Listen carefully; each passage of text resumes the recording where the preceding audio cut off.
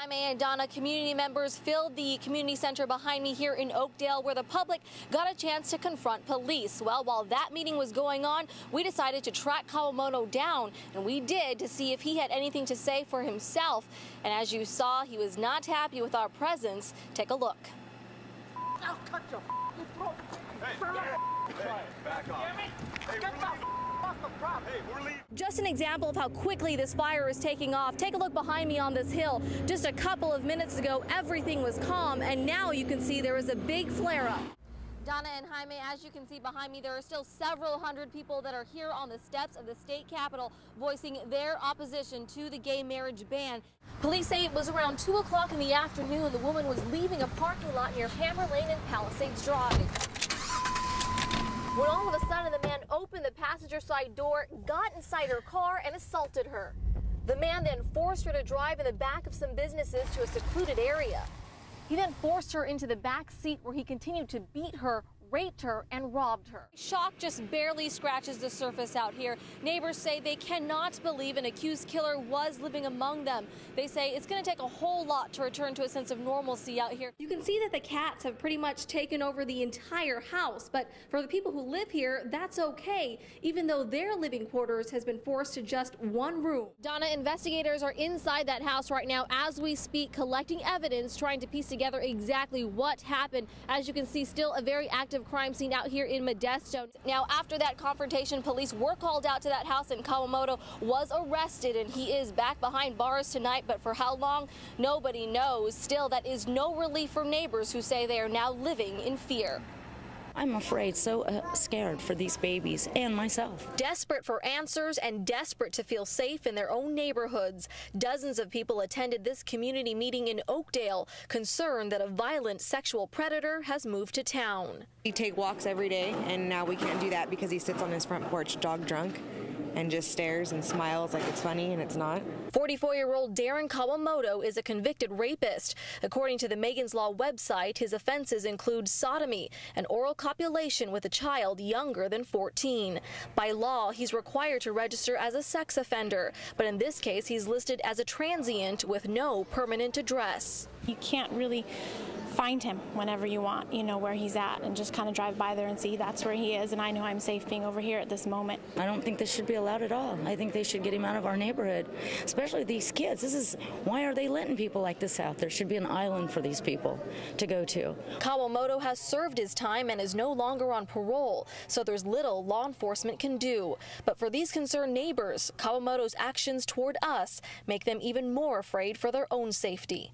Any of this come out of the newspaper, my family, this address, I'll come and look for every one of you. Get back already, every single one of you. A life for a life sentence. Now again, because Kawamoto has served his time for the past sex offenses, he is no longer on parole, and there unfortunately is not much that neighbors can do or law enforcement. But judging from tonight, what happens after his arrest today, we'll just have to wait and see. For 18 years, people in JC's hometown of Myers have wondered what happened to that little girl. Many feared the worst. Others never gave up hope. They all say they can't even begin to imagine what she has gone through, but say they are glad she's finally home. I never, ever gave up hope. Amelia Edwards wears a charm bracelet with pink ribbons, a symbol of hope for her childhood friend, JC Dugard. She's more than grateful that her friend is alive after all these years, but knows Dugard has a long road ahead of her. I know and can understand that she's going to be going through a lot of traumatic stuff. Like Edwards' charm bracelet, pink ribbons are tied on this tree near Dugard's former home in Myers. I think about it a lot. Ken Morrell remembers seeing Dugard just moments before she was kidnapped. I saw her through my front window walking up the street. It was very typical of the kids walking up the street to the school bus stops. David Watkins and his family moved into the Dugard's old home in 1998. He's shocked to hear what police believe she endured for the last 18 years. I just hope they get what's coming to them. You know, it's just terrible that someone could do that to somebody. Amelia Edwards is trying to focus on the future and wants her old friend to know she was never forgotten. I would love to just let her know that I never gave up hope on her, and she was always in my hearts and thoughts and prayers.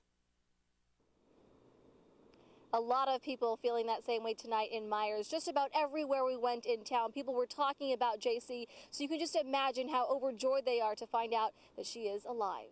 Well, Jaime, I'm standing in front of what used to be a house. If you take a look behind me, you can just see it has been destroyed, completely leveled. It's a place that one family could have very well have been planning on celebrating Christmas tomorrow. And just looking at the damage, it's hard to imagine that anyone could have survived this. I just heard this huge, loud rumble, and the ground shook and the house shook. No one saw it coming. I was cooking, preparing Christmas dinner, and all of a sudden, boom, my front door blew in, the window blew in, and I came out and my neighbor was on fire. A huge explosion in this Rancho Cordova neighborhood killed an elderly man and sent 5 others to the hospital.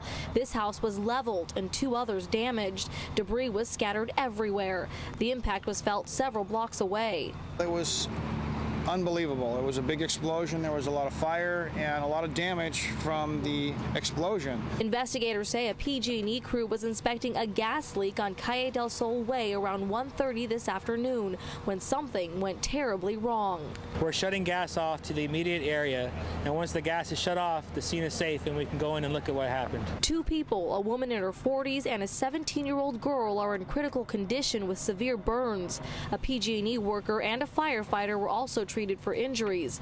Dozens of homes were evacuated. It's very unfortunate that it's Christmas Eve. It's a time to relax and be with families and a time to enjoy, and unfortunately this is not what we want to see on Christmas Eve. Now, the elderly man that was killed in today's explosion has been identified as Wilbert Pana. He was in his 70s. Also hurt in the explosion, the 2 people that are in critical condition, that is Kim Dixon, who's in her 40s, and 17-year-old Sonny Dixon. Who could forget Michael Jackson in Thriller, the 14-minute music video of the pop star turned zombie? At his side, playing the role of his girlfriend, 22-year-old Ola Ray. That was more than 25 years ago. Today, Ray is a stay-at-home mom living in Sacramento. I'm very devastated right now. Hang on 1 second, we just have to get the camera out. And I'm in shock. But I like to say that Michael Jackson, he was my hero, and as well as my mentor. Ray spoke briefly outside her home, visibly shaken by Jackson's death. I am freaking out. I can't believe that he's gone.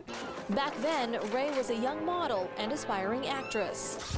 And I really respected him as an entertainer. And we made history together.